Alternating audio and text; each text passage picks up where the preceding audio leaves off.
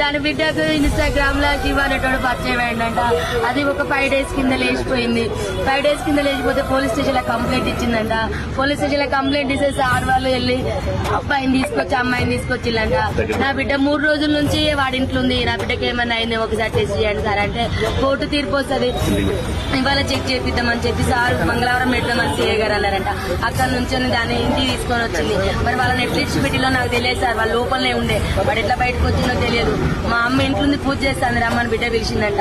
వెనకాలకెళ్ళి చెల్లె పూజ చేస్తాంట, వెనకాలకెళ్ళి తన చుమ్మి తీసుకొచ్చే వెనకాలకెళ్ళి వేసి బుద్ధి చంపేసింది సార్. చంపిన తర్వాత నా చెల్లె రావలేదంట, కొనుక్కుతో కొట్టుకుంటా అంటే మళ్ళీ పిలిచిందట. వాడు పోయిన తర్వాత రా మా అమ్మ చచ్చిపోలేదు, చంపేసినాక మన ఇద్దరు వెళ్ళిపోతే రమ్మంటే వాడు మళ్ళీ వచ్చి సుత్తే కొట్టే సుత్తతోని కంతలు ముక్కులు కొట్టి ఇవన్నీ గట్టిగా విసికేసి ఇట్లా ఊరేసి కడుపులంతా గుద్ది చంపింది సార్.